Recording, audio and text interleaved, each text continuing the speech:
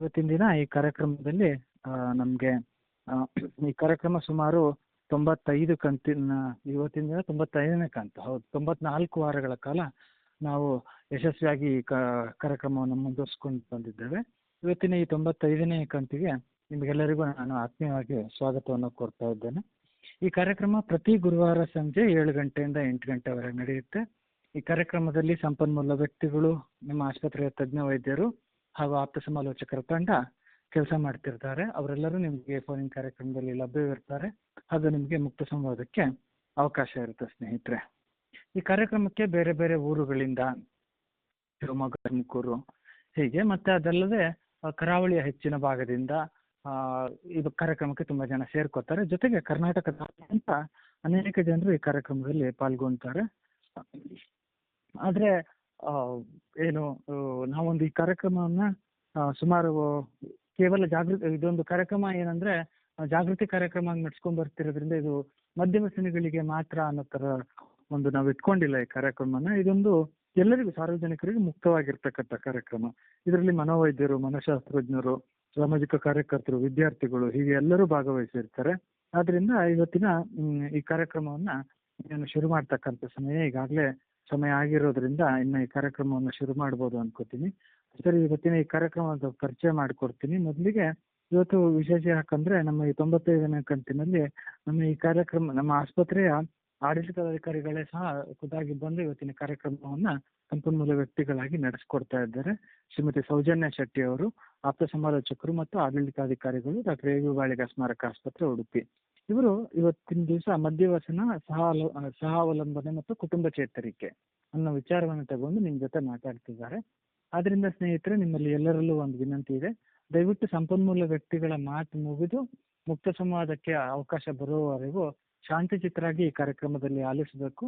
ನಂತರದಲ್ಲಿ ನೀವು ನಿಮ್ಗೆ ಏನೇ ಪ್ರಶ್ನೆಗಳಿದ್ರು, ಸಮಸ್ಯೆಗಳಿದ್ರು ಹಂಚ್ಕೋಬಹುದು ಅಥವಾ ಮಾರ್ಗದರ್ಶನವನ್ನು ಪಡಿಬಹುದು ಅಂತ ನಿಮ್ಮ ಮೂಲಕ ನಿಮ್ಮಲ್ಲಿ ಕೇಳ್ಕೊತಾ ಇದ್ದೀನಿ. ದಯವಿಟ್ಟು ಮಧ್ಯದಲ್ಲಿ ಯಾರು ಅನ್ಮ್ಯೂಟ್ ಮಾಡೋದು ಅಥವಾ ಮಧ್ಯದಲ್ಲಿ ಪ್ರಶ್ನೆಗಳನ್ನ ಕೇಳೋದು ಮಾಡಬೇಡಿ.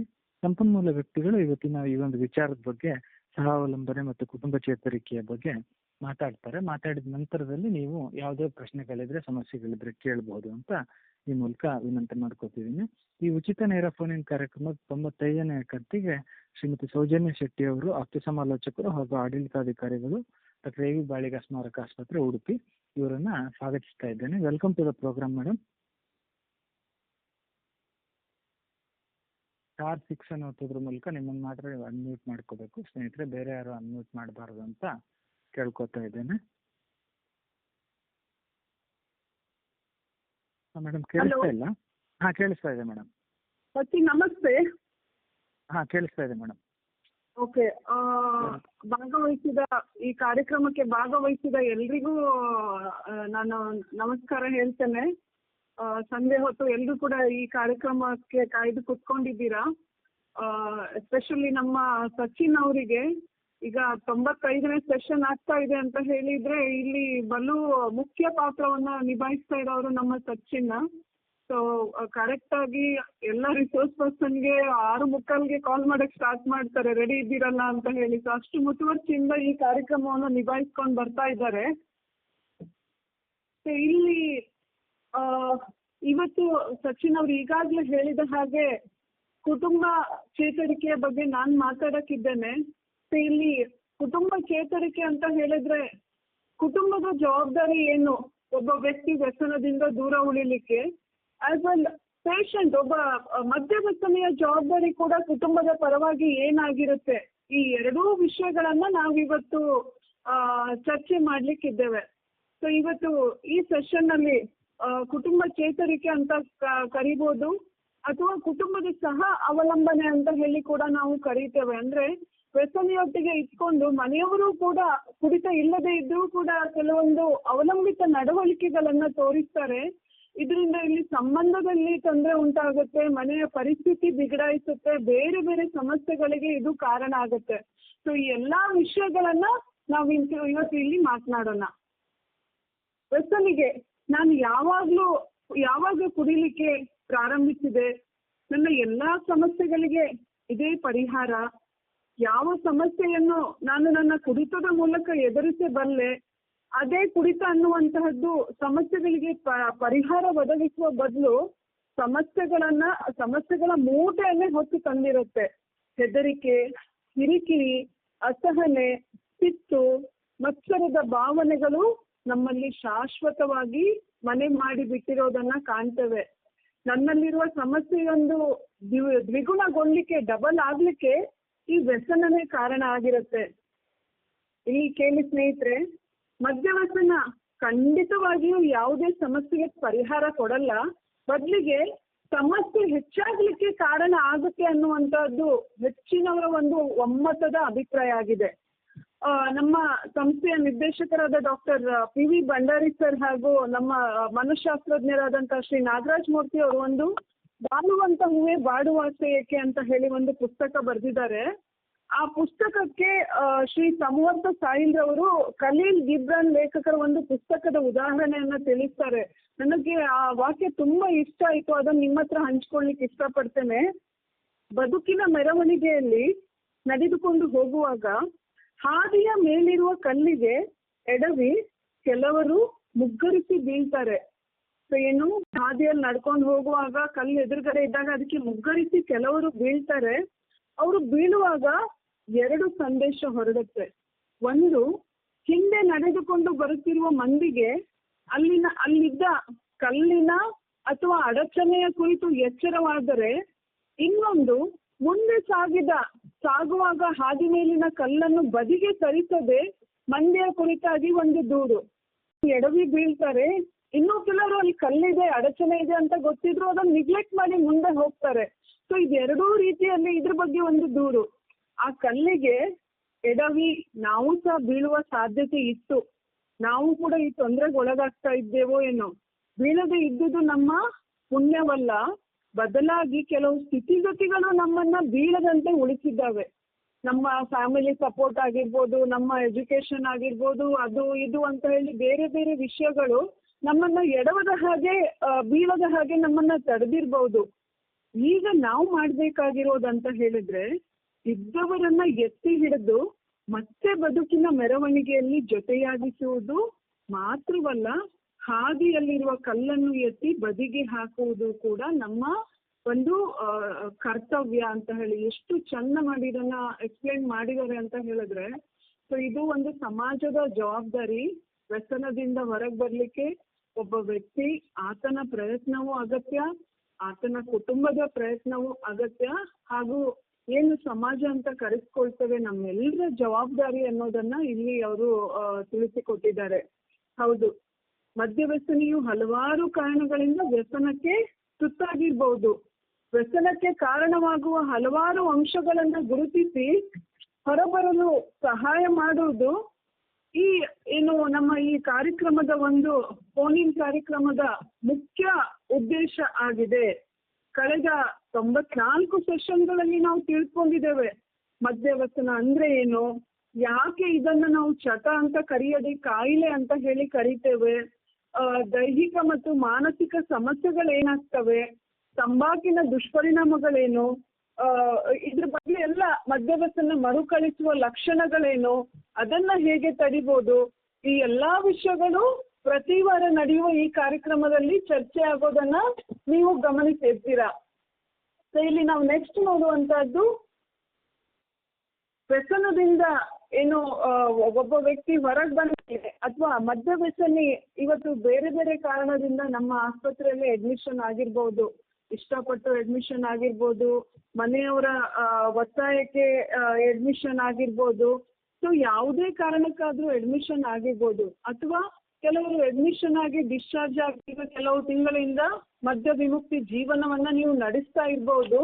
ಸೊ ಇಲ್ಲಿ ನಿಮ್ಮ ಒಂದು ಜವಾಬ್ದಾರಿ ಅಂತ ಹೇಳಿದ್ರೆ, ಮದ್ಯವ್ಯಸನದಿಂದ ಒಂದು ಶಾಶ್ವತವಾಗಿ ನಿಮ್ಮನ್ನ ನೀವು ಹೊರಗೆ ಇಟ್ಕೊಳ್ಳೋದು ಹೇಗೆ ಅನ್ನೋದನ್ನ ನಾವಿಲ್ಲಿ ನೋಡ್ಬೇಕಾಗುತ್ತೆ. ವ್ಯಕ್ತಿ ಮದ್ಯವ್ಯಸನಕ್ಕೆ ಮರುಕಳಿಸಲು ಹಲವಾರು ಬಾರಿ ಜೀವನದಲ್ಲಿ ಉಂಟಾಗುವಂತಹ ಒತ್ತಡಪೂರಿತ ಸನ್ನಿವೇಶಗಳು ಕಾರಣ ಆಗೋದನ್ನ ನಾವು ಕಾಣ್ತೇವೆ. ವ್ಯಸನದಿಂದ ಬಂದಿರುವ ನಾವೀಗ ಚೆನ್ನಾಗಿ ಅರ್ಥ ಮಾಡ್ಕೊಳ್ಬೇಕು ಏನಂದ್ರೆ, ನಮ್ಮ ಮುಂದಿನ ಜೀವನ ವ್ಯಸನದಿಂದ ದೂರ ಹೇಗೆ ಇರುವಂತಹದ್ದು. ವ್ಯಸನದಿಂದ ಆದ ತೊಂದರೆಗಳನ್ನ ನಾವು ಹೇಗೆ ಅರ್ಥ ಮಾಡ್ಕೊಂಡು ಇನ್ನೂ ಅದಕ್ಕೆ ವಾಪಸ್ ಹೋಗದೇ ಇರೋದು. ಮದ್ಯ ವಿಮುಕ್ತಿ ಜೀವನ ಮುಂದಿನ ದಿನಗಳಲ್ಲಿ ಜೀವನದ ಬಗ್ಗೆ ಸ್ವ ಅರಿವು, ಸ್ವ ತಿಳಿವು ಅತಿ ಅವಶ್ಯಕ ಆಗಿರುತ್ತೆ. ಕುಡಿತದಲ್ಲಿರುವಾಗ ಕುಡಿತ ನನಗೆ ಸಮಸ್ಯೆ ಅಲ್ಲ. ಏನ್ ಹೇಳ್ತೇವೆ, ಹೆಂಡತಿ ಒಟ್ಟಿಗೆ ನನ್ನ ಸಂಬಂಧ ಸರಿ ಇಲ್ಲ, ಕೆಲಸದಲ್ಲಿ ನನಗೆ ಒತ್ತಡ ಜಾಸ್ತಿ, ನನ್ನನ್ನು ಪ್ರೀತಿಸೋರು ಯಾರೂ ಇಲ್ಲ, ನನಗೆ ಹಣಕಾಸಿನ ಸಮಸ್ಯೆ, ತುಂಬಾ ದುಡ್ಡಿನ ತೊಂದರೆ ಇದೆ, ನನ್ನ ಮಕ್ಕಳೇ ಸರಿ ಇಲ್ಲ, ಹೀಗೆ ಬೇರೆ ಬೇರೆ ಏನು ಅದು ಸರಿ ಇದ್ರೆ ನನಗೆ ಕುಡಿತ ಬೇಕಂತಾನೆ ಇರ್ಲಿಲ್ಲ, ಹೀಗೆ ಬೇರೆ ಬೇರೆಯವರು ಇಂತಹ ಕಾರಣಗಳನ್ನ ಹೇಳೋದು ಕಾಣ್ತೇವೆ. ಇಲ್ಲಿ ನಾವು ನೋಡ್ಬೇಕಾದ ವಿಷಯಗಳಂದ್ರೆ ವ್ಯಸನಕ್ಕೆ ಇವೆಲ್ಲವುಗಳು ಕಾರಣವಾಗಿರ್ತವೆ. ಸೊ ಇದೇ ವ್ಯಸನಕ್ಕೆ ಮುಖ್ಯ ಅಂಶ ಅನ್ನುವಂಥದ್ದು ಸುಳ್ಳಾಗಿರುತ್ತದೆ. ಮದ್ಯ ವ್ಯಸನದಿಂದ ಹೊರಬಂದ ವ್ಯಕ್ತಿಗಳಲ್ಲಿ ಕೆಲವೊಮ್ಮೆ ಸ್ವ ಅನುಕಂಪ ಜಾಸ್ತಿ ಇರುತ್ತೆ. ಇದು ನಮ್ಮಲ್ಲಿ ಏನ್ ಮಾಡುತ್ತೆ, ನಕಾರಾತ್ಮಕ ನೆಗೆಟಿವ್ ಆಲೋಚನೆಗಳನ್ನ ಜಾಸ್ತಿ ಮಾಡಕ್ ಶುರು ಮಾಡುತ್ತೆ. ನಮ್ಮ ಸಣ್ಣ ಪುಟ್ಟ ಆಸೆಗಳು ಈಡೇರದಿದ್ರೆ ಅಥವಾ ಯಾರಾದ್ರೂ ನಾವು ಹೇಳಿದ್ ಕೇಳದೇ ಇದ್ರೆ ನಮ್ಮಲ್ಲಿ ಸಿಟ್ಟು ಅಸಹನೆ ಜಾಸ್ತಿ ಆಗುತ್ತೆ. ನಾನು ಮದ್ಯ ಬಿಟ್ಟಿದ್ದೇನೆ, ನಾನು ಡ್ರಿಂಕ್ಸ್ ಈಗ ಮಾಡ್ತಾ ಇಲ್ಲ, ಆದ್ರೂ ನನ್ನ ಹೆಂಡತಿ ಮಕ್ಕಳು ನನ್ನನ್ನು ಪ್ರೀತಿ ಮಾಡಲ್ಲ, ನನ್ನ ಬಗ್ಗೆ ಗಮನ ಕೊಡಲ್ಲ, ಪೋಷಕರು, ಹೆಂಡತಿ, ಮಕ್ಕಳು, ಉದ್ಯೋಗದಲ್ಲಿರುವ ಕಲೀಗ್ಸ್ ಎಲ್ರ ಬಗ್ಗೆ ನಮ್ಗೆ ಒಂಥರ ಅಸಮಾಧಾನ. ಕೆಲವೊಮ್ಮೆ ಏನ್ ಮಾಡ್ತೇವೆ, ನಮ್ಮ ಅಸಮಾಧಾನವನ್ನ ವ್ಯಕ್ತಪಡಿಸದೆ ಒಂಥರ ಒತ್ತಿಟ್ಕೊಳ್ತೇವೆ, ಅದನ್ನ ಬಚ್ಚಿಟ್ಕೊಳ್ತೇವೆ. ಸೊ ಇದೇನಾಗುತ್ತೆ ಅಂತ ಹೇಳಿದ್ರೆ ನಮ್ಮ ಭಾವನೆಗಳ ಮೂಲಕ ಇದನ್ನ ತೋರಿಸ್ಲಿಕ್ಕೆ ನಾವು ಶುರು ಮಾಡ್ತೇವೆ. ಇನ್ನೊಂದು ನಾವು ಕಾಣುವಂತಹದ್ದು ವ್ಯಸನಿಗಳಲ್ಲಿ ಸಿಟ್ಟು ಜಾಸ್ತಿ. ಸೊ ಸಿಟ್ಟು ಅಂತ ಹೇಳಿದ್ರೆ ಸಿಟ್ಟಿನಿಂದ ಇಲ್ಲಿಯವರೆಗೆ ಅವ್ರಿಗೆ ಏನಾಗಿರುತ್ತೆ ಅಂತ ಹೇಳಿದ್ರೆ ಕೆಲವೊಂದು ಜನರಲ್ಲಿ ನಾನು ಸಿಟ್ಟು ಮಾಡಿದ್ರೆ ನನ್ಗೇನ್ ಕೆಲಸ ಬೇಕು ಅದು ನಾನು ಮಾಡಿಸ್ಕೊಳ್ಬಲ್ಲೆ, ನನ್ನ ಹೆಂಡತಿ ಹೇಳಿದಂಗೆ ಕೇಳ್ತಾಳೆ, ನನ್ನ ಮನೆಯವರು ಸುಮ್ಮನೆ ಇರ್ತಾರೆ, ನಾನು ಕೆಲಸದ ಪ್ಲೇಸಲ್ಲಿ ಸಿಟ್ಟು ಮಾಡ್ಕೊಂಡ್ರೆ ನನ್ಗೆ ಯಾರು ವಾಪಸ್ ಮಾತಾಡಲ್ಲ. ಸೊ ಸಿಟ್ಟು ಅನ್ನೋದು ಕೆಲವೊಮ್ಮೆ ನಮಗ್ ಗೊತ್ತಿಲ್ಲದೆ ನಾವು ಆಯುಧದಂತೆ ಬಳಸ್ತಾ ಇರ್ತೇವೆ. ಈ ಸಿಟ್ಟಿನಿಂದ ಏನಾಗುತ್ತೆ, ನಾವು ಸುಲಭವಾಗಿ ಕುಡಿತಕ್ಕೆ ಮರುಕಳಿಸಲು ಕಾರಣ ಆಗುತ್ತೆ. ಅತಿಯಾದ ಸಿಟ್ಟು ಮಾಡ್ತಾ ಇರುವಾಗ ನಮ್ಗೆ ಕಂಟ್ರೋಲ್ ಮಾಡ್ಕೊಳ್ಳಿಕ್ಕೆ ಆಗೋದಿಲ್ಲ. ಸೊ ನಾವು ಬೇಗ ಬೇಗ ಇದಕ್ಕೆ ಒಳಗಾಗುವಂತಹ ಸಾಧ್ಯತೆ, ಕುಡಿತಕ್ಕೆ ಒಳಗಾಗುವಂತಹ ಸಾಧ್ಯತೆ ಇರುತ್ತೆ ಅನ್ನೋದನ್ನ ನಾವಿಲ್ಲಿ ನೋಡ್ಕೊಳ್ಬೇಕು. ನಾವು ನಮ್ಮಲ್ಲಿರುವ ಸಿಟ್ಟನ್ನ ಗುರುತಿಸಿಕೊಂಡ್ರೆ ಅದ್ರ ತೀವ್ರತೆ ಕಡಿಮೆ ಆಗುತ್ತೆ ಅಂತ ಹೇಳಿ. So recognised anger is less harmful than unrecognised anger ಅಂತ ಕರಿತೇವೆ. ಯಾರು ತಮ್ಮನ್ನ ಸಿಟ್ಟನ್ನ ಗುರುತಿಸ್ಕೊಳ್ತಾರೆ, ಅದನ್ನ ಕಡಿಮೆ ಮಾಡ್ಲಿಕ್ಕೆ ವರ್ಕಪ್ ಮಾಡ್ತಾರೆ, ಆ ವ್ಯಕ್ತಿಗಳು ನೆಮ್ಮದಿಯ ಜೀವನವನ್ನ ಜಾಸ್ತಿಯಾಗಿ ನಡೆಸ್ತಾರೆ ಅಂತ ಹೇಳಿ. ಸೊ ಸಿಟ್ಟನ್ನುವಂತಹದ್ದು ಒಂದು ಭಾವನಾತ್ಮಕ ಸ್ಪಂದನೆ ಆಗಿರುತ್ತೆ. ಅದರ ಕಾರಣವನ್ನ ಕಂಡುಕೊಳ್ಳುವಲ್ಲಿ ಪ್ರಯತ್ನಿಸಲಿ ಪರಿಹಾರ ಮಾಡೋದು ಸುಲಭ ಆಗುತ್ತೆ. ಸೊ ಇಲ್ಲಿ ನಾವು ಸಿಟ್ಟು ಮಾಡೋ ಬಗ್ಗೆ ನಮ್ಗೆ ಸ್ಪಷ್ಟತೆ ಇರಬೇಕು.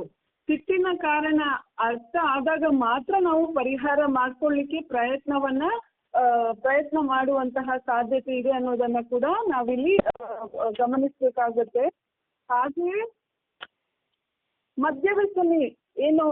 ಮದ್ಯವ್ಯಸನಿ ಮನೆಯವರ ಬಗ್ಗೆ ಕೂಡ ನಾವು ನೋಡ್ತಾ ಹೋದ್ರೆ, ಸಂಬಂಧಗಳ ಒಂದು ನಿರ್ವಹಣೆಯ ಬಗ್ಗೆ ಮಾತಾಡ್ತಾ ಹೋದ್ರೆ, ಕುಡಿತದಿಂದಾಗಿ ನಾವು ಹಲವಾರು ಸಂಬಂಧಗಳು ನಮ್ಮಲ್ಲಿ ಬಿರುಕು ಬಿಟ್ಟಿರುತ್ತೆ.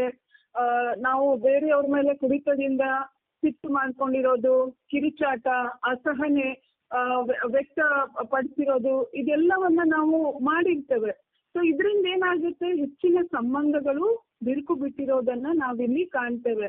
ಸೊ ಸಕಾರಾತ್ಮಕ ಆಲೋಚನೆ ತಾಳ್ಮೆಯೊಂದಿಗೆ ಸಂಬಂಧಗಳಲ್ಲಿ ಸಣ್ಣ ಸಣ್ಣ ಬದಲಾವಣೆಗೂ ನಾವು ಪ್ರಯತ್ನ ಪಡುವಂತಾಗಬೇಕು. ಈಗ ನಾನು ವ್ಯಸನದಿಂದ ಹೊರಗೆ ಬಂದಿದ್ದೇನೆ, ನನ್ನ ವ್ಯಸನದ ಹಾಗೆ ನನ್ನ ನಡವಳಿಕೆ ಯಾವುದ್ರಲ್ಲಿ ನಾನು ಸರಿ ಮಾಡ್ಕೊಳ್ಬೇಕು, ಯಾವ ವಿಷಯದಲ್ಲಿ ನಾನು ಅಂತ ಹೇಳಿ ಆ ವ್ಯಕ್ತಿ ಪ್ರಯತ್ನ ಮಾಡ್ಬೇಕಾಗುತ್ತೆ. ನಾವು ಕೆಲವೊಂದು ಸರ್ಪ್ರೈಸ್ಗಳನ್ನ ಕೊಡೋ ಮೂಲಕ ಕೂಡ ಮನೆಯವರೊಟ್ಟಿಗೆ ಕುತ್ಕೊಂಡು ಊಟ ಮಾಡುವಂತಹದ್ದು, ಒಂದು ಪೇಟೆಗೆ ಒಂದು ಏನಾದ್ರೂ ತರ್ಲಿಕ್ಕೆ ಹೋಗೋದಾದ್ರೆ ಒಟ್ಟಿಗೆ ಹೋಗಿ ಬರುವಂತಹದ್ದು, ಇದೆಲ್ಲವೂ ಕೂಡ ಸಣ್ಣ ಸಣ್ಣ ವಿಷಯಗಳು. ಅದ್ರಲ್ಲೇನಿದೆ ದೊಡ್ಡ ಅದೇನ್ ದೊಡ್ಡ ವಿಷಯ? ನೋ, ಈ ಸಣ್ಣ ಸಣ್ಣ ವಿಷಯಗಳೇ ನಮ್ಮ ಸಂಬಂಧಗಳನ್ನ ಇಂಪ್ರೂವ್ ಮಾಡ್ಲಿಕ್ಕೆ ಕಾರಣ ಆಗತ್ತೆ. ಇದಕ್ಕೆ ನಾವು ಬೆಲೆ ಕೊಡುವಂತಹದ್ದು ತುಂಬಾ ಅವಶ್ಯಕ ಆಗಿರುತ್ತೆ. ಇಲ್ಲಿ ಇನ್ನೊಂದು ವಿಷಯ ನಾವು ನೋಡುವಂಥದ್ದು ಅಂತ ಹೇಳಿದ್ರೆ, ಹಳಸಿದ ಸಂಬಂಧಗಳು ಸುಧಾರಿಸಲಿಕ್ಕೆ ಕೂಡ ನಮಗೆ ಸಮಯ ಬೇಕಾಗುತ್ತೆ. ಸೊ ಇಲ್ಲಿ ನಾವು ಏನೋ ಕೆಲವ್ರ ಬಗ್ಗೆ ನಮಗೆ ನೋವಿರುತ್ತೆ.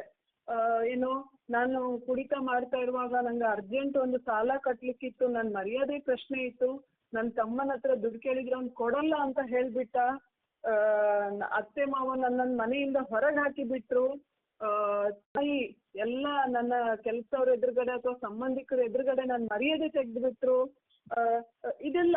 ಸೊ ಅದಕ್ಕೋಸ್ಕರ ನಾನು ಕುಡಿತೇನೆ, ಅದಕ್ಕೋಸ್ಕರ ನಾನು ಅವ್ರಿಗೆ ಬುದ್ಧಿ ಕಲಿಸ್ಲಿಕ್ಕಾದ್ರೂ ನಾನು ಇದನ್ನು ಕಂಟಿನ್ಯೂ ಮಾಡ್ತೇನೆ. ಇಲ್ಲಿ ನೀವು ಗಮನಿಸಬೇಕಾಗಿರೋದು, ನಿಮ್ಮ ಮನೆಯವರು ಹೀಗೆ ನಡ್ಕೊಂಡಿರುವಂತಹದ್ದು ನೀವು ವ್ಯಸನದಲ್ಲಿದ್ದಾಗ. ನಿಮ್ಮ ವ್ಯಸನ ಅನ್ನುವಂಥದ್ದು ನಾವು ಹೇಳಿದ್ದು ಸಹ ಅವಲಂಬನೆಯ ಜೀವನ. ಅವರಲ್ಲೂ ಕೆಲವು ದುಡುಕಿನ ಸ್ವಭಾವಕ್ಕೆ ಕಾರಣ ಆಗಿರ್ಬೋದು, ಅವರ ಫ್ರಸ್ಟ್ರೇಷನ್, ಅವರ ಒಂದು ಏನು ಅಸಹಾಯಕತೆಯನ್ನು ಅವ್ರು ಈ ರೀತಿ ವ್ಯಕ್ತಪಡಿಸ್ತಾ ಇರ್ಬೋದು. ಸೊ ಇದನ್ನ ಏನ್ ಮಾಡಬೇಕು, ನಾವು ಸುಧಾರಿಸ್ಲಿಕ್ಕೆ ಏನು ಪ್ರಯತ್ನವನ್ನ ಮಾಡಬೇಕು. ಇದನ್ನ ಮನಸ್ಸಿನಲ್ಲಿ ಇಟ್ಕೊಂಡು ಕೊರಗುವಂತಹದ್ದು ವ್ಯಸನಕ್ಕೆ ನಾವು ವಾಪಸ್ ಹೋಗ್ಲಿಕ್ಕೆ ಕಾರಣ ಆಗ್ಬಹುದು. ಇನ್ನೊಂದು ಮುಖ್ಯವಾದ ವಿಷಯ ಅಂತ ಹೇಳಿದ್ರೆ, ಕೆಲವೊಂದು ಸಂಬಂಧಗಳು ನಾವು ಎಷ್ಟೇ ಪ್ರಯತ್ನ ಪಟ್ಟರೂ ಕೂಡ ಅದನ್ನ ಸರಿ ಮಾಡಬೇಕು ಅಂತ ಹೇಳಿ ಪ್ರಯತ್ನ ಪಟ್ಟರೂ ಕೂಡ ನಮ್ಮಿಂದ ಸರಿ ಮಾಡ್ಲಿಕ್ಕೆ ಆಗಲ್ಲ. ಅದನ್ನ ಅಲ್ಲಿಯೇ ಬಿಟ್ಟು ಮುಂದೆ ಹೋಗುವಂತಹದ್ದು ತುಂಬಾ ಅಗತ್ಯ ಆಗಿರುತ್ತೆ ಅನ್ನೋದನ್ನ ನಾವು ಕಾಣಬೇಕು. ಸೊ ಅದೇ ರೀತಿ ನಾವು ನೋಡುವಂತಹದ್ದು ಸ್ವ ಅಭಿಮಾನ ಹೆಚ್ಚಿಸಿಕೊಳ್ಳುವ ಪ್ರಯತ್ನ. ಯಾರಲ್ಲಿ ಸ್ವಾಭಿಮಾನ ಚೆನ್ನಾಗಿರುತ್ತೆ ಆ ವ್ಯಕ್ತಿ ಯಾವಾಗ್ಲೂ ಕಾನ್ಫಿಡೆಂಟ್ ಆಗಿರ್ತಾನೆ, ಅವನ ಆತ್ಮವಿಶ್ವಾಸ ಒಳ್ಳೆದಿರುತ್ತೆ. ಸೊ ಅವನು ಜೀವನದಲ್ಲಿ ಏಕಾಗ್ರತೆಯನ್ನ ಹೊಂದುತ್ತಾನೆ. ಅನಗತ್ಯ ವಿಷಯಗಳ ಬಗ್ಗೆ ತಲೆ ಕೆಡಿಸ್ಕೊಳ್ಳೋ ಬದಲಿಗೆ, ಸಣ್ಣ ಪುಟ್ಟ ವಿಷಯಗಳ ಬಗ್ಗೆ ಇಡೀ ದಿನ ಕೊರಗುವ ಬದಲಿಗೆ ನಾವು ನಮ್ಮ ಸ್ವಾಭಿಮಾನವನ್ನ ಬೆಳೆಸಿಕೊಂಡು ನಮ್ಮ ಏಳಿಗೆಯನ್ನ ಯಾವ ರೀತಿ ಕಂಡುಕೊಳ್ಳೋದ್ರ ಬಗ್ಗೆ ನಾವು ಫೋಕಸ್ ಮಾಡುವಂತಹದ್ದು ಅವಶ್ಯಕತೆ ಇರುತ್ತೆ. ಇನ್ನೊಂದು ಮುಖ್ಯವಾಗಿ, ವ್ಯಸನದಿಂದ ನಾನು ಹೊರಗೆ ಬರ್ತಾ ಇರೋದು ನನಗೋಸ್ಕರ. ನಾನು ನನಗೋಸ್ಕರ ಬರ್ತಾ ಇದ್ದೇನೆ, ನನ್ನ ಹೆಂಡತಿಗೋಸ್ಕರ ಅಲ್ಲ, ಮಕ್ಕಳಿಗೋಸ್ಕರ ಅಲ್ಲ, ಪೇರೆಂಟ್ಸಿಗೋಸ್ಕರ ಅಲ್ಲ, ನನ್ನ ಬಾಸಿಗೋಸ್ಕರ ಅಲ್ಲ, ನಾನು ಬರ್ತಾ ಇರೋದು ನನಗೋಸ್ಕರ. ಸೊ ನಾನು ನನಗೋಸ್ಕರ ಮಾಡ್ತೇನೆ ಅಂತ ಯಾವಾಗ ನಾವು ನಮ್ಮ ಬಗ್ಗೆ ಆ ನಂಬಿಕೆಯನ್ನ ಹೊಂದ್ತೇವೆ, ಬೇರೆಯವರ ಮೇಲಿರುವಂತಹ ಎಕ್ಸ್ಪೆಕ್ಟೇಷನ್ಸ್ ಕಮ್ಮಿ ಆಗುತ್ತೆ ನಮ್ದು. ಅವ್ರು ಹಂಗೆ ನಡ್ಕೊಳ್ಳಿಲ್ಲ, ಇವ್ರು ಹಿಂಗೆ ಮಾಡಲಿಲ್ಲ, ಅದು ಮಾಡಲಿಲ್ಲ ಅಂತ. ಸೊ ಹಾಗಾಗಿ ಬಿಡ್ತಾ ಇರೋದು ನನಗಾಗಿ ಅನ್ನುವಂತಹ ಒಂದು ಮನೋಬಲವನ್ನ ಬೆಳೆಸ್ಕೊಳ್ಳುವಂತಹದ ಕೆಲಸ ಇಲ್ಲಿ ಆಗ್ಬೇಕು. ಮತ್ತೆ ಕೆಲವರನ್ನ ನಾವು ನೋಡ್ತೇವೆ, ಯಾರಲ್ಲಿ ಕೀಳರಿಮೆ ಜಾಸ್ತಿ ಇರುತ್ತೆ, ತನ್ನ ಬಗ್ಗೆನೇ ಒಂಥರ ಇನ್ಫೀರಿಯಾರಿಟಿ ಕಾಂಪ್ಲೆಕ್ಸ್ ಅಂತ ಹೇಳ್ತೇವೆ. ಸೊ ಆ ವ್ಯಕ್ತಿಗಳು ಹೆಚ್ಚಾಗಿ ನಾನು ಅಂತ ಹೇಳಿ ಸೆಲ್ಫ್ ಸೆಂಟರ್ಡ್ ಇರೋದನ್ನ ನಾವು ಕಾಣ್ತೇವೆ. ಅಂದ್ರೆ ಬೇರೆಯವರ ಸಣ್ಣ ಪುಟ್ಟ ತಪ್ಪುಗಳಿಗೆ ತುಂಬಾ ಟೀಕೆ ಮಾಡೋದು, ತಮಾಷೆ ಮಾಡೋದು, ಸಣ್ಣ ಸಣ್ಣ ತಪ್ಪುಗಳು, ಈಗ ಯಾರೋ ಒಂದು ಸಣ್ಣ ಮಿಸ್ಟೇಕ್ ಮಾಡಿದ್ರು ಅದನ್ನ ದೊಡ್ಡ ಗಲಾಟೆ ಮಾಡೋದು, ರಾದ್ದಂತ ಮಾಡೋದು. ಯಾರೇ ಏನಾದ್ರೂ ಹೇಳಿದ್ರೆ ಸರ್ ನಿಮ್ ಡ್ರೆಸ್ ತುಂಬಾ ಚೆನ್ನಾಗಿ ಕಾಣ್ತಾ ಇದೆ, ನೀವು ತುಂಬಾ ಚಂದ ಕಾಣ್ತಾ ಇದ್ದೀರಾ ಅಂದ್ರೆ, ಅವ್ನು ನನ್ಗೆ ಬೇಕಂತ ಹೇಳಿ ಎಲ್ರ ಎದುರುಗಡೆ ಟಾಂಟ್ ಕೊಟ್ಟು ಹೇಳಿದ್ದ, ಅವ್ನು ನಾನು ಚಂದ ಕಾಣ್ತೇನೆ ಅಂತ ಹೇಳಿದ್ದಲ್ಲ.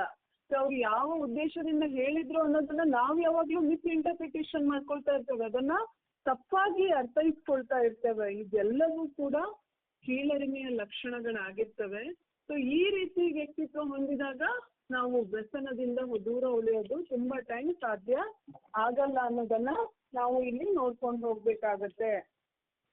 ನಮ್ಮನ್ನ ನಾವು ಒತ್ತಡ, ನಮ್ಗೆ ಎಲ್ಲಿ ಒತ್ತಡ ಆಗುತ್ತೆ ಅದನ್ನ ನಾವು ಗುರುತಿಸಿಕೊಳ್ಳುವಂತಹದ್ದು, ಮನೆಯವರ ಕೆಲಸದಲ್ಲಿ ಸಹಾಯವನ್ನ ಮಾಡುವಂತಹದ್ದು, ಮಕ್ಕಳೊಟ್ಟಿಗೆ ಸಮಯವನ್ನ ಕಳೆಯುವಂತಹದ್ದು, ನಮ್ಮನ್ನ ನಾವು ಬೆಳೆಸುವಂತಹ ಪ್ರಯತ್ನ ಮಾಡುವಂತಹದ್ದು. ನಾವು ನೋಡ್ತೇವೆ ನಮ್ಮ ಹಾಸ್ಪಿಟ್ಲಲ್ಲಿ ತುಂಬಾ ರೋಗಿಗಳು ಈ ವ್ಯಸನಕ್ಕೆ ಅಡ್ಮಿಷನ್ ಆಗಿ ಅವರು ಹೊರಗೆ ಬಂದ್ಮೇಲೆ ಕೆಲವರು ವ್ಯಸನದಿಂದ ದೂರ ಉಳಿದು ಅವರ ಸ್ಕಿಲ್ಲಿಂದ, ಅವರಲ್ಲಿರುವ ಕೌಶಲ್ಯತೆಯಿಂದ ಅವರ ಹುದ್ದೆಯಲ್ಲಿ, ಅವರ ಪ್ರೊಫೆಷನಲ್ಲಿ ಎಷ್ಟೊಂದು ಅಚೀವ್ ಮಾಡಿಕೊಂಡು ಎಷ್ಟು ಸಾಲ ಇದ್ರು ಅದೆಲ್ಲ ತೀರಿಸಿ ಒಂದು ಒಳ್ಳೆಯ ಒಂದು ಹಂತಕ್ಕೆ ಹೋಗೋದನ್ನ ನಾವು ಗಮನಿಸ್ತೇವೆ.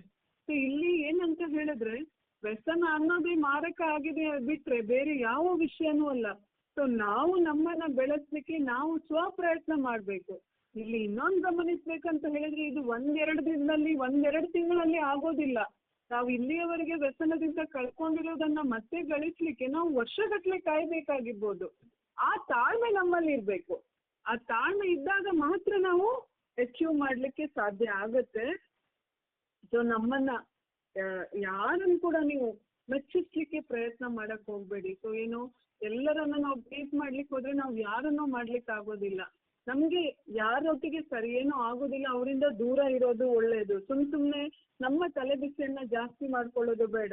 ನಮ್ಮ ಜೀವನದಲ್ಲಿ ನಾವು ಕೆಲವೊಂದು ಬದಲಾವಣೆಗಳನ್ನ ಮಾಡ್ಕೊಳ್ಳೋ ಮೂಲಕ ವ್ಯಸನದಿಂದ ದೂರ ಉಳಿಲಿಕ್ಕೆ ಸಾಧ್ಯ ಆಗತ್ತೆ.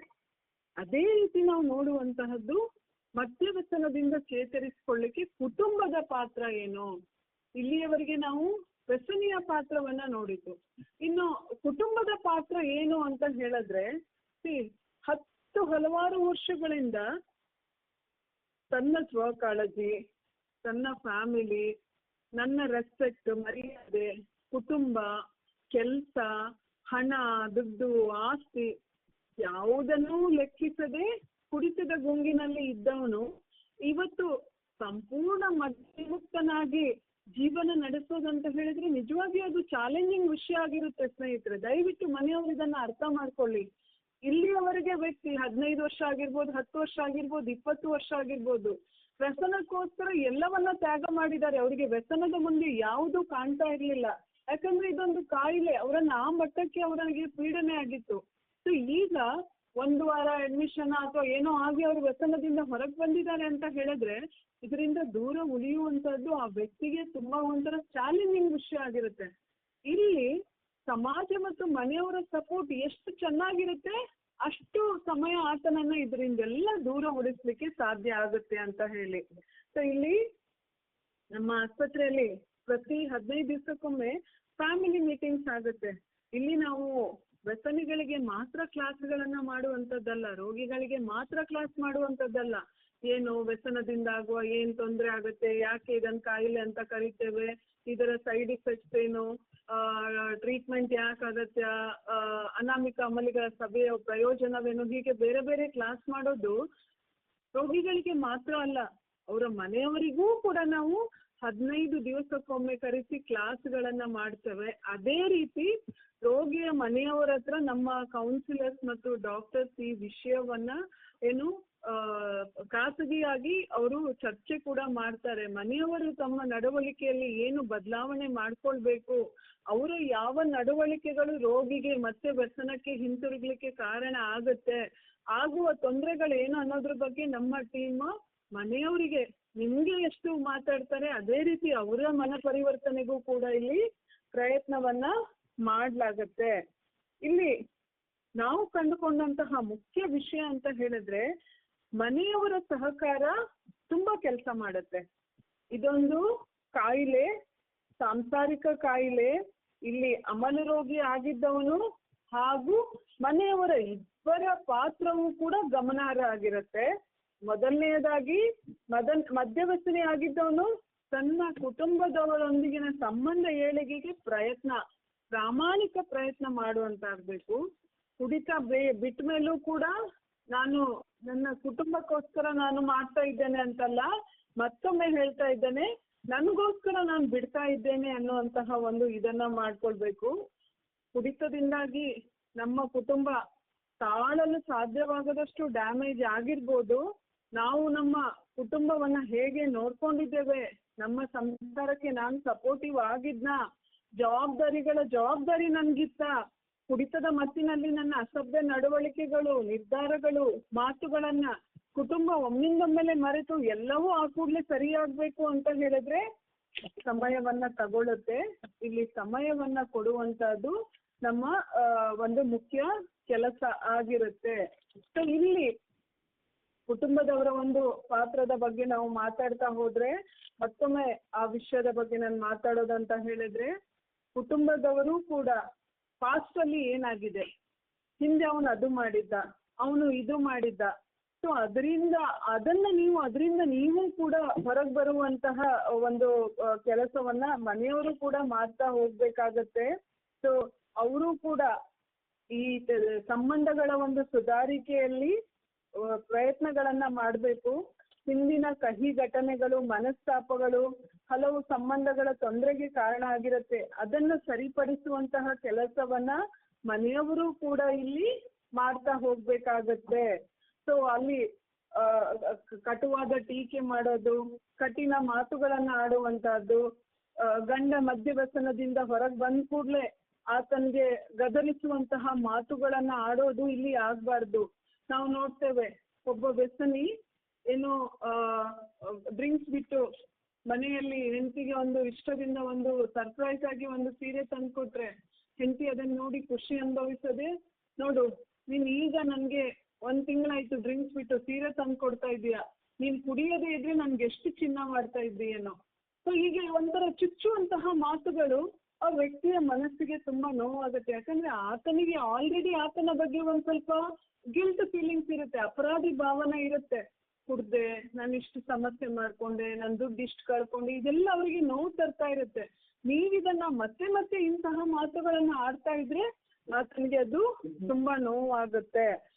ಮಾತಿಗೂ ಆತನಿಗೆ ಹೇಳ್ತಾ ಇರುವಂತದ್ದು, ಇಷ್ಟು ಖರ್ಚು ಮಾಡಿದ್ದೇನೆ, ಇನ್ನಾದ್ರೂ ಕುಡಿದ್ರೆ ದೇವ್ರ ಮೇಲೆ ಏನೋ ಮನೆ ಬಿಟ್ಟು ಹೋಗ್ತೇನೆ, ನೋಡಿ ನಾನು ಬಾವಿಗೆ ಹಾರಿ ಸತ್ತೇ ಹೋಗ್ತೇನೆ, ಮಕ್ಕಳನ್ನ ಕರ್ಕೊಂಡು ನಾನು ಎಲ್ಲಾದ್ರೂ ಹೋಗ್ತೇನೆ, ದೇವ್ರ ಮೇಲೆ ಪ್ರಮಾಣ ಮಾಡು, ಮಕ್ಕಳ ತಲೆ ಮೇಲೆ ಬಿಟ್ಟು ಆಣೆ ಮಾಡು, ಇನ್ನು ಕುಡಿಯೋದಿಲ್ಲ ಅಂತ ಹೇಳಿ ಪೊಲೀಸ್ ಕಂಪ್ಲೇಂಟ್ ಕೊಡ್ತೇನೆ, ನನ್ನ ಮನೆಯವರಿಗೆ ಹೇಳಿ ಗತಿ ಕಾಣಿಸ್ತೇನೆ.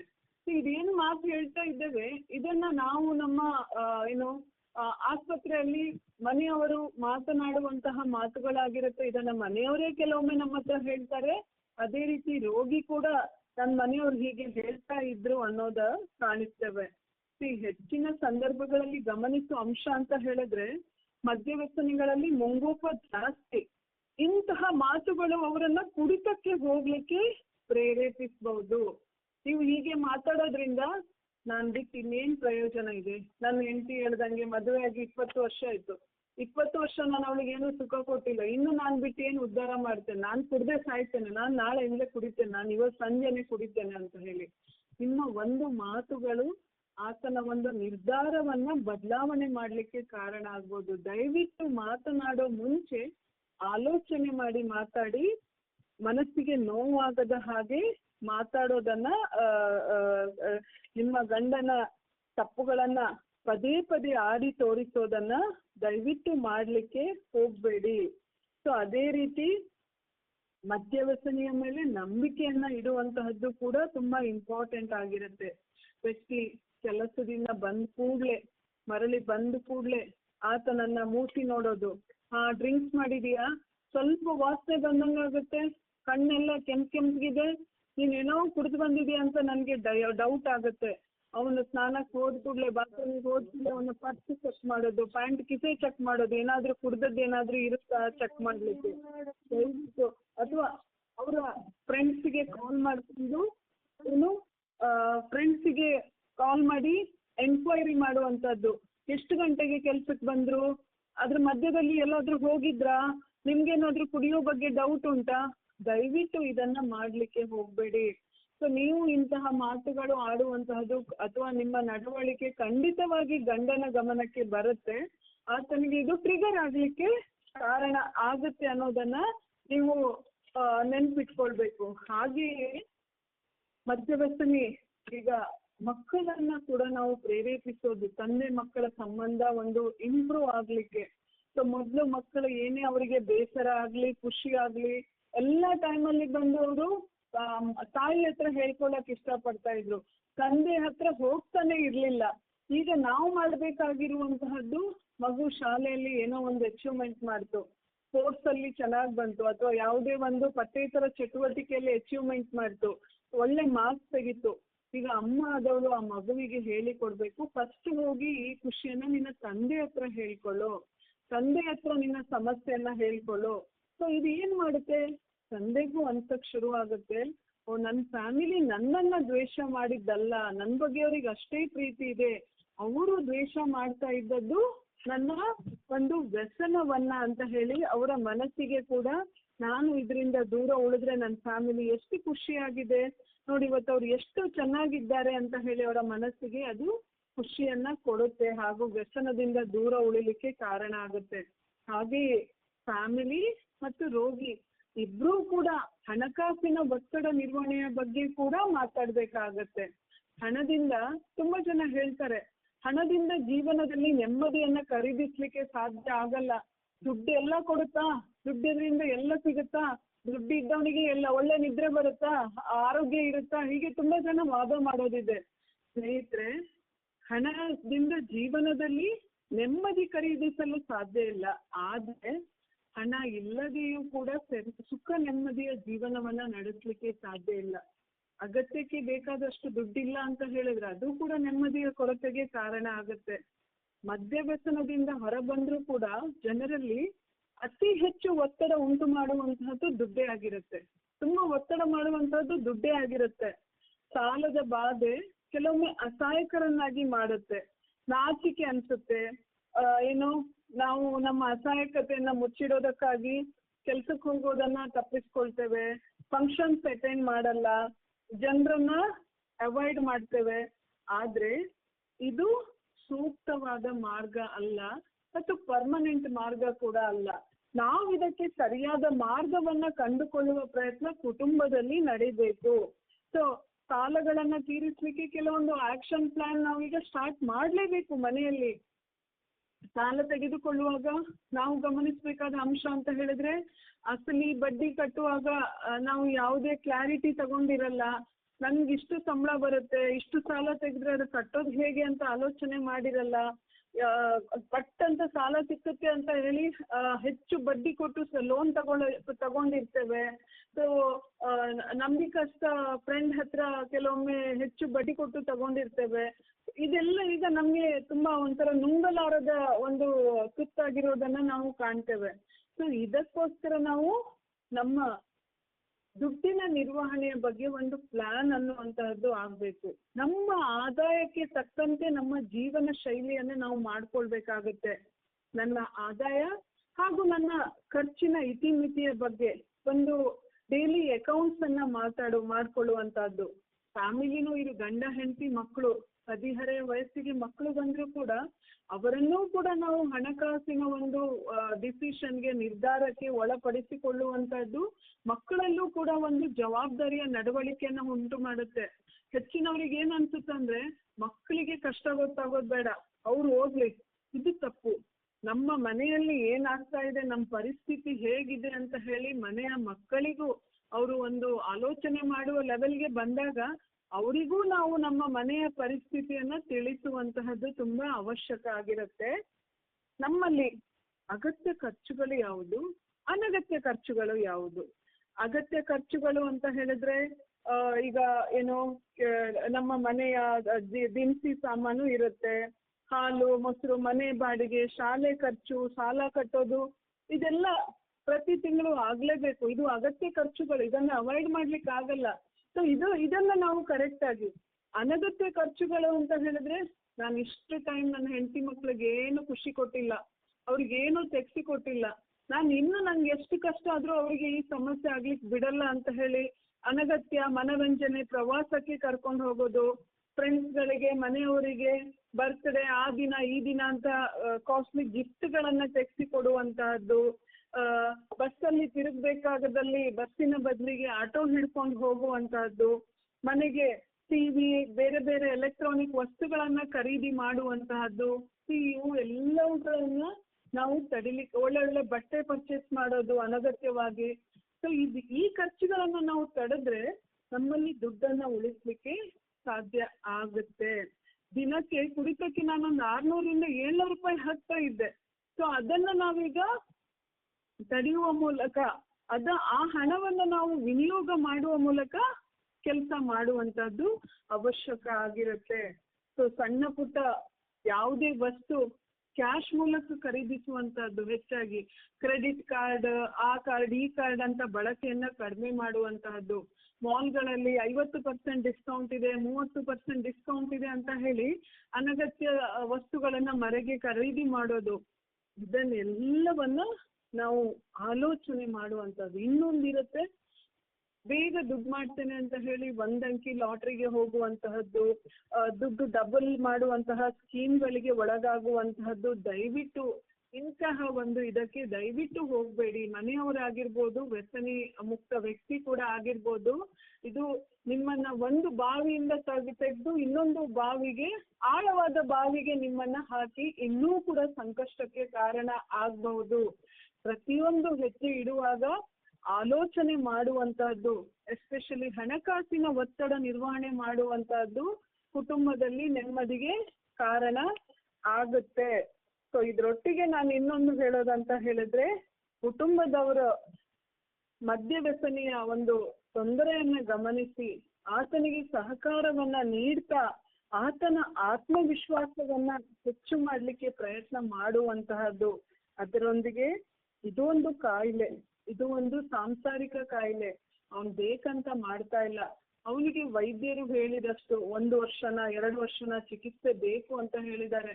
ಅವನನ್ನ ಆದಷ್ಟು ಕಡ್ಡಾಯವಾಗಿ ಅನಾಮಿಕ ಅಮಲಿಗಳ ಸಭೆಗೆ ಕರ್ಕೊಂಡೋಗಿ ಅಂತ ಹೇಳಿದ್ದಾರೆ. ಆಪ್ತ ಸಮಾಲೋಚಕರನ್ನ ಬಂದು ಭೇಟಿ ಆಗ್ಲಿಕ್ಕೆ ಹೇಳಿದ್ದಾರೆ. ದಯವಿಟ್ಟು ಇದನ್ನ ವೈದ್ಯರು ನಿಮ್ಗೆ ಸಲಹೆ ಕೊಟ್ಟಿದ್ರೆ ದಯವಿಟ್ಟು ಆದಷ್ಟು ಇದನ್ನ ಸರಿಯಾಗಿ ನಿಭಾಯಿಸುವಂತಹ ಪ್ರಯತ್ನವನ್ನ ಮಾಡ್ತಾ ಹೋಗಿ. ಸಣ್ಣ ಪುಟ್ಟ ವ್ಯಸನಿ ಒಮ್ಮೆ ಕುಡಿತ ಬಿಟ್ಟವನು 3 ತಿಂಗಳ ನಂತರ ಒಮ್ಮೆ ಕುಡಿದ್ರೆ ಕೂಡ ಈಗ ಏನ್ ಪ್ರಯೋಜನ, ಇವ್ರು ಕುಡಿಲಿಕ್ಕೆ ಸ್ಟಾರ್ಟ್ ಮಾಡಿದ್ರು ಅಂತ ಬಿಡ್ಬೇಡಿ. ಒಂದ್ ವೇಳೆ ಅವರು ಪ್ರಥಮ ಕುಡ್ದಾಗ ನಿಮಗೆ ಗೊತ್ತಾದಾಗ ಇಮಿಡಿಯೇಟ್ ನಿಮ್ಮ ಹತ್ರ ಆಸ್ಪತ್ರೆಯ ನಂಬರ್ ಇರುತ್ತೆ, ನಿಮ್ಮ ಆಪ್ತ ಸಮಾಲೋಚಕರ ನಂಬರ್ ಇರುತ್ತೆ. ದಯವಿಟ್ಟು ಅವರ ಸಹಾಯವನ್ನ ತೆಗೆದುಕೊಂಡು ಅದನ್ನ ಅಲ್ಲಿ ನಿಲ್ಲಿಸ್ಲಿಕ್ಕೆ ಪ್ರಯತ್ನವನ್ನ ಮಾಡಿ. ನೆನ್ಪಿಟ್ಕೊಳ್ಳಿ, ವ್ಯಸನ ಅನ್ನುವಂತಹದ್ದು ಒಂದು ಮರುಕಳಿಸುವ ಕಾಯಿಲೆ. ಎಷ್ಟೆಷ್ಟು ವರ್ಷಗಳು ಬಿಟ್ಟ ವ್ಯಕ್ತಿ ಮತ್ತೆ ವ್ಯಸನಿ ಆಗಿದ್ದನ್ನ ನಾವು ಕಂಡಿದ್ದೇವೆ.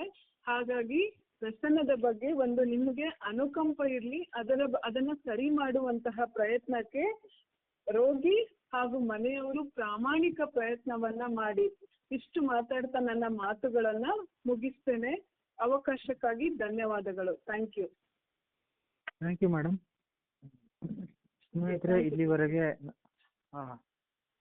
ಇಲ್ಲಿವರೆಗೆ ಇವತ್ತಿನ ವಿಚಾರ ಆಗಿರ್ತಕ್ಕಂಥ ನಮ್ಮ ಮದ್ಯವ್ಯಸನದಲ್ಲಿ ಆಕ್ಚುಲಿ ನಮ್ಮ ಸಹ ಕುಟುಂಬ ಅವಲಂಬನೆ ಮತ್ತು ಕುಟುಂಬ ಚೇತರಿಕೆ ಅನ್ನೋ ವಿಚಾರವನ್ನು ತಗೊಂಡು ನಮ್ಮ ಇವತ್ತಿನ ಸಂಪನ್ಮೂಲ ವ್ಯಕ್ತಿಗಳು ಹಾಗೂ ನಮ್ಮ ಆಸ್ಪತ್ರೆಯ ಆಡಳಿತಾಧಿಕಾರಿಗಳಾಗಿರ್ತಕ್ಕಂತಹ ಶ್ರೀಮತಿ ಸೌಜನ್ಯ ಶೆಟ್ಟಿ ಅವರು ಸವಿಸ್ತಾರವಾಗಿ ನಮಗೆ ವಿವರಣೆ ಕೊಟ್ಟಿದ್ದಾರೆ. ಇದರಲ್ಲಿ ನಾವು ಅನೇಕ ವಿಚಾರಗಳನ್ನ ತಿಳ್ಕೊಂಡಿದ್ದೀವಿ. ನಮಗೆ ಈ ಅನುಭವಗಳು ಸಹ ಮೊದಲಿಗೆ ತುಂಬಾ ಬಾರಿ ಆಗಿರುತ್ತೆ, ಅಥವಾ ನಾವು ಇದರಿಂದ ತುಂಬಾ ಮಾರ್ಗದರ್ಶನ ಪಡ್ಕೊಂಡಿದ್ದೀವಿ. ಆದರೆ ಇದಕ್ಕೆ ಸಂಬಂಧಪಟ್ಟಂತೆ ಏನಾದರೂ ನನಗೆ ಪ್ರಶ್ನೆಗಳಿದೆ ಅಥವಾ ನನಗೆ ಇನ್ನೂ ಹೆಚ್ಚಿನ ಮಾರ್ಗದರ್ಶನ ಬೇಕಾಗಿದೆ, ಈ ತರ ಏನೇ ಇದ್ರೂ ನೀವು ನಮ್ಮನ್ನ ಸಂಪರ್ಕಿಸಬಹುದು. ಉದಾಹರಣೆಗೆ ಈಗ ನಿಮ್ಗೆ ಯಾವುದೇ ರೀತಿಯ ಪ್ರಶ್ನೆ ಇದ್ರೂ ಸಹ *6 ಅನ್ನು ಒತ್ತೋದ್ರ ಮೂಲಕ ನೀವು ಪ್ರಶ್ನೆಯನ್ನ ಕೇಳ್ಬೋದು ಸ್ನೇಹಿತರೆ. *6 ಅನ್ನು ಒತ್ತಿ ನಿಮ್ಮನ್ನ ನೀವು ಅನ್ಮ್ಯೂಟ್ ಮಾಡ್ಕೋತೀರಾ, ಆಗ ಪ್ರಶ್ನೆಯನ್ನ ಕೇಳ್ಬೋದು. ಇವತ್ತಿನ ಸಂಪನ್ಮೂಲ ವ್ಯಕ್ತಿಗಳು ನಿಮ್ಗೆ ಉತ್ತರ ಕೊಡೋ ಪ್ರಯತ್ನ ಮಾಡ್ತಾರೆ. ನೀವು ಇವತ್ತಿನ ವಿಚಾರಕ್ಕೆ ಸಂಬಂಧಪಟ್ಟಂತೆ ಮಾತ್ರ ಅಂತಲ್ಲ, ನೀವು ಯಾವುದೇ ಒಂದು ಮದ್ಯ ಮತ್ತು ಮಾದಕ ದ್ರವ್ಯ ವ್ಯಸನಕ್ಕೆ ಸಂಬಂಧಪಟ್ಟಿರ್ತಕ್ಕಂಥ ಯಾವುದೇ ವಿಚಾರದ ಬಗ್ಗೆ ನಿಮಗೆ ಏನೇ ಪ್ರಶ್ನೆಗಳಿದ್ರು ಹಂಚ್ಕೋಬಹುದು, ಏನೇ ಪ್ರಶ್ನೆಗಳಿದ್ರು ಕೇಳಬಹುದು.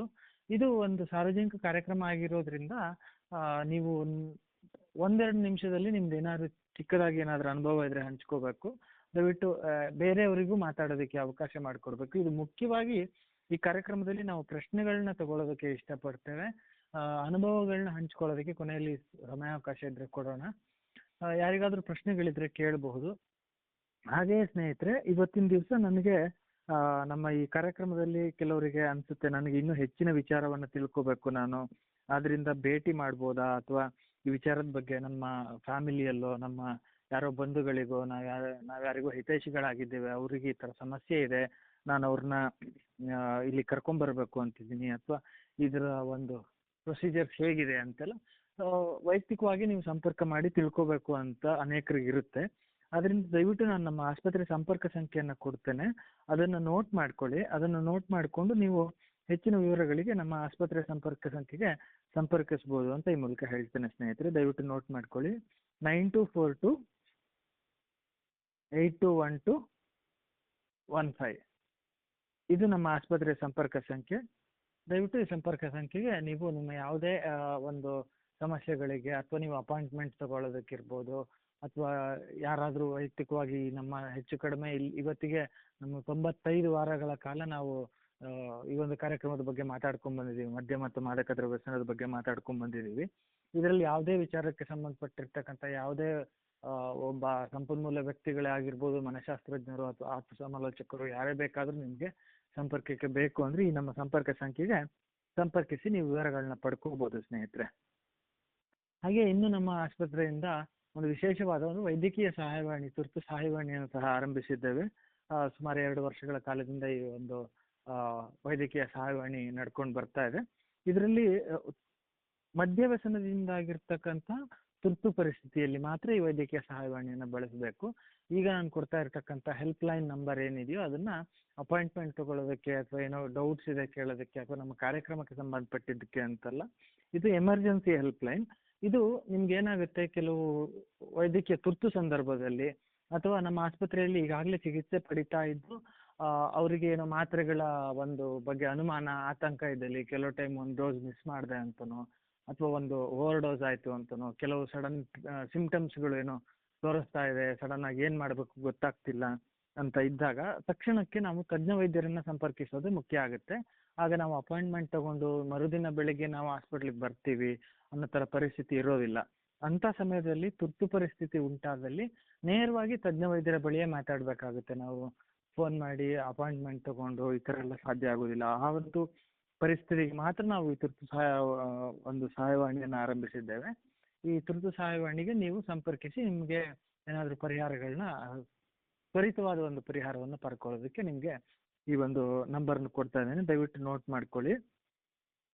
6363139523.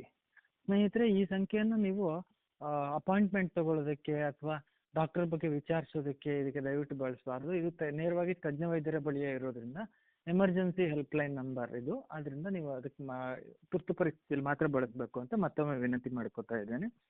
ನಿಮಗೆ ಯಾವುದೇ ವಿಚಾರಕ್ಕೆ ನಮ್ಮ ಆಸ್ಪತ್ರೆ ಸಂಪರ್ಕ ಸಂಖ್ಯೆ ನಿಮ್ಗೆ ಈಗಾಗಲೇ ಕೊಟ್ಟಿದ್ದೇನೆ. ಅದಕ್ಕೆ ನೀವು ಯಾವುದೇ ರೀತಿಯ ನಿಮ್ಗೆ ವಿವರಣೆಗಳು ಬೇಕಿದ್ರು ನೀವು ಈ ಕಾರ್ಯಕ್ರಮದ ಬಗ್ಗೆ ಆಗಲಿ ನಿಮ್ಮ ಆಸ್ಪತ್ರೆ ಸೇವೆಗಳ ಬಗ್ಗೆ ಆಗಲಿ ನೀವು ವಿವರಗಳನ್ನ ಪಡ್ಕೊಳ್ಳೋದಕ್ಕೆ ಆ ಸಂಖ್ಯೆ ಸಂಪರ್ಕಿಸಬಹುದು. ಇನ್ನೊಮ್ಮೆ ಹೇಳ್ತೀನಿ, ದಯವಿಟ್ಟು ನೋಟ್ ಮಾಡ್ಕೊಳ್ಳಿ, ಯಾರಾದ್ರೂ ನೋಟ್ ಮಾಡ್ಕೊಳ್ದೇ ಇದ್ರೆ. 9242821215 9242821215. ಇದು ನಮ್ಮ ಆಸ್ಪತ್ರೆ ಸಂಪರ್ಕ ಸಂಖ್ಯೆ.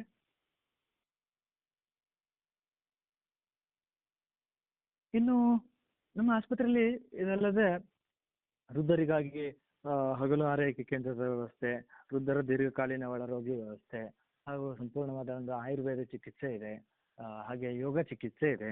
ಈ ತರ ಅನೇಕ ಸೇವೆಗಳು ನಮ್ಮ ಆಸ್ಪತ್ರೆಯಿಂದ ಲಭ್ಯವಿದೆ. ಆದ್ರೆ ನಾವು ಅದ್ರ ಬಗ್ಗೆ ಇವತ್ತು ಹೆಚ್ಚಿಗೆ ಹೇಳಕ್ ಹೋಗೋದಿಲ್ಲ, ಯಾಕಂದ್ರೆ ಇದೊಂದು ಜಾಗೃತಿ ಕಾರ್ಯಕ್ರಮ ಆಗಿರೋದ್ರಿಂದ ಇದರಲ್ಲಿ ಮುಖ್ಯವಾಗಿ ನಾವು ನಮ್ಮ ಆಸ್ಪತ್ರೆ ಪ್ರಚಾರಕ್ಕಾಗಿಯೋ ಯಾವುದೋ ಒಂದು ಉದ್ದೇಶ ಇಟ್ಕೊಂಡು ಈ ಕಾರ್ಯಕ್ರಮ ಮಾಡ್ತಿಲ್ದೇ ಇರೋದ್ರಿಂದ ನೀವು ಇದರ ಹೆಚ್ಚಿನ ವಿವರಗಳನ್ನ ನೀವು ನಾನು ಈಗಾಗಲೇ ಕೊಟ್ಟಿರ್ತಕ್ಕಂಥ ಸಂಪರ್ಕ ಸಂಖ್ಯೆ ಸಂಪರ್ಕಿಸಿ ತಿಳ್ಕೊಬಹುದು. ನಮ್ಮ ಆಸ್ಪತ್ರೆಯಲ್ಲಿ ಮದ್ಯ ಮತ್ತು ಮಾದಕ ದ್ರವ್ಯ ವ್ಯಸನಕ್ಕೆ ಸಂಬಂಧಪಟ್ಟಿರ್ತಕ್ಕಂಥ ಮಾತ್ರವಲ್ಲದೆ ಎಲ್ಲ ರೀತಿಯ ಸೌಲಭ್ಯಗಳು ಸಹ ಈಗಾಗಲೇ ಹೇಳಿರ್ತಕ್ಕಂಥ ಸೌಲಭ್ಯಗಳು ಹಾಗೂ ಒಂದು ಆಸ್ಪತ್ರೆಯಿಂದ ಸಿಗಬಹುದಾದಂಥ ಎಲ್ಲ ರೀತಿಯ ಸೌಲಭ್ಯಗಳು ಸಹ ನಮ್ಮಲ್ಲಿ ಲಭ್ಯವಿದೆ ಅಂತ ಈ ಮೂಲಕ ಹೇಳೋದಕ್ಕೆ ಇಷ್ಟಪಡ್ತೇನೆ ಸ್ನೇಹಿತರೆ. ಹಾಗೆ ನಾವು ಈಗಾಗಲೇ ಯಾರಿಗಾದ್ರೂ ಪ್ರಶ್ನೆಗಳಿದ್ರೆ ನಾನು ಮಾತಾಡುತ್ತಾ ಮಧ್ಯದಲ್ಲಿ *6 ಅನ್ನು ಒತ್ತಿ ನಿಮ್ಮ ಪ್ರಶ್ನೆಯನ್ನ ಕೇಳಬಹುದು. ದಯವಿಟ್ಟು ಆದಷ್ಟು ಪ್ರಶಾಂತವಾದ ಪರಿಸರದಲ್ಲಿ ಕೂತ್ಕೊಂಡು ಪ್ರಶ್ನೆಯನ್ನ ಕೇಳಿ. ಆಗ ನೀವು ಕೇಳ್ತಾ ಇರ್ತಕ್ಕಂಥ ಪ್ರಶ್ನೆ ನಮಗೆ ಕೇಳಿಸುತ್ತೆ, ಸರಿಯಾಗಿ ಕೇಳಿಸುತ್ತೆ ಅಂತ ಈ ಮೂಲಕ ಹೇಳೋದಕ್ಕೆ ಇಷ್ಟಪಡ್ತೇನೆ. ಯಾರಿಗೆ ಪ್ರಶ್ನೆಗಳಿದ್ರು ಕೇಳಬಹುದು. *6 ಅನ್ನು ಒತ್ತಬೇಕಾಗತ್ತೆ ಸ್ನೇಹಿತರೆ. ಈಗಾಗಲೇ ಅನೇಕ ಆಸ್ಪತ್ರೆಗಳಿಂದ ನಮ್ಮ ಒಂದು ಈ ಕಾರ್ಯಕ್ರಮಕ್ಕೆ ಗುಂಪಿನಲ್ಲಿ ಸೇರ್ಕೊಂಡಿದ್ದಾರೆ. ಅವರು ನೀವು ದಯವಿಟ್ಟು ಅಲ್ಲಿ ನಿಮಗೊಬ್ರು ಸಂಯೋಜಕರು ಇರ್ತಾರೆ, ಅವರ ಮೂಲಕ ನೀವು ಪ್ರಶ್ನೆಯನ್ನ ಕೇಳಿಸ್ಬೋದು. ಈಗ ನಮಗೆ ಉಡುಪಿಯಲ್ಲಿ ಮತ್ತೆ ಬೆಂಗಳೂರಿನಲ್ಲಿ, ಮಂಗಳೂರಿನಲ್ಲಿ ಅನೇಕ ಆಸ್ಪತ್ರೆಗಳಲ್ಲಿ ಒಳರೋಗಿ ವಿಭಾಗದಲ್ಲಿ ತಂಡಗಳನ್ನ ಮಾಡಿ ಈ ಕಾರ್ಯಕ್ರಮಕ್ಕೆ ಅನೇಕರನ್ನ ಸೇರಿಸಿರ್ತೇವೆ. ಅಲ್ಲಿ ಒಬ್ರು ಸಂಯೋಜಕರು ಸಹ ಇರ್ತಾರೆ. ಅವರ ಮೂಲಕ ನೀವು ಪ್ರಶ್ನೆಗಳೇನಾರಿದ್ರೆ ಕೇಳಿಸ್ಬೋದು, ನಮಗೆ ತಲುಪಿಸ್ಬೋದು ಸ್ನೇಹಿತರೆ. ಹಾಗೆ ಈ ಒಂದು ಕಾರ್ಯಕ್ರಮದಲ್ಲಿ ನಾವು ಈಗ ಸುಮಾರು ಅನೇಕ ವಿಚಾರಗಳನ್ನ ನಾವು ಮಾತಾಡ್ಕೊಂಡು ಬಂದಿದ್ದೀವಿ. ಇದರಲ್ಲಿ ಇವತ್ತು ನಾವು ಏನೊಂದು ಟಾಪಿಕ್ ಮಾತಾಡಿದ್ದೀವಿ, ಈ ಟಾಪಿಕ್ ಅಲ್ಲದೆ ನಿಮಗೆ ಯಾವುದೇ ಮದ್ಯ ಮತ್ತು ಮಾದಕ ದ್ರವ್ಯಕ್ಕೆ ಸಂಬಂಧಪಟ್ಟಿರ್ತಕ್ಕಂಥ ಯಾವುದೇ ವಿಚಾರಗಳಿದ್ರು ಸಹ ನೀವು ನಮ್ಮನ್ನ ಸಂಪರ್ಕಿಸ್ಬೋದು. ಹಾಗೆ ಈ ಒಂದು ನೀವು ಈ ಒಂದು ಕಾರ್ಯಕ್ರಮದಲ್ಲಿ ಈಗಾಗಲೇ ಸುಮಾರು 94 ಕಂತುಗಳಿಂದ ಭಾಗವಹಿಸ್ತಾ ಇದ್ದೀರಿ. ಆದರೆ ಅನೇಕರು ಓಕೆ ಇವತ್ತೊಂದು ದಿನ ಇತ್ತೀಚೆಗೆ ತಿಳ್ಕೊಂಡಂಥವ್ರು ಓಕೆ ಇವತ್ತು ಈ ಕಾರ್ಯಕ್ರಮದಲ್ಲಿ ಗುರುವಾರದ ಕಾರ್ಯಕ್ರಮದಲ್ಲಿ ನಾನು ಭಾಗವಹಿಸಿದೆ, ಮುಗೀತು ಒಂದೊಂದು ಕಾರ್ಯಕ್ರಮ, ಈ ಕಾರ್ಯಕ್ರಮ ಹೀಗಿರುತ್ತೆ ಅಂತ ಅನ್ಕೋತೀರಾ. ಆದರೆ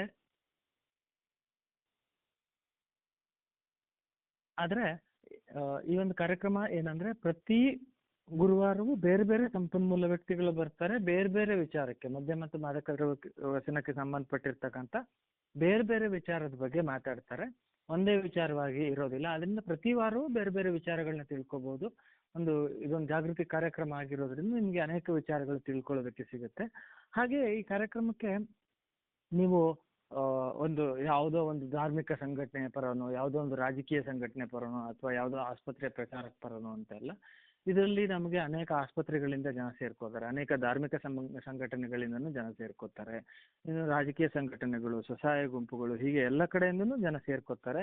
ನಾವು ಯಾವುದೇ ಸೈದ್ಧಾಂತಿಕ ಯಾವುದೇ ನಿಲುವಿನ ಕಡೆ ಇರೋದ್ರಿಂದ ಇದು ಸಾರ್ವಜನಿಕರಿಗೆ ಮುಕ್ತವಾದ ಕಾರ್ಯಕ್ರಮ ಆಗಿರೋದ್ರಿಂದ ಇದಕ್ಕೆ ಯಾರು ಬೇಕಾದ್ರೂ ಸೇರ್ಕೋಬಹುದು.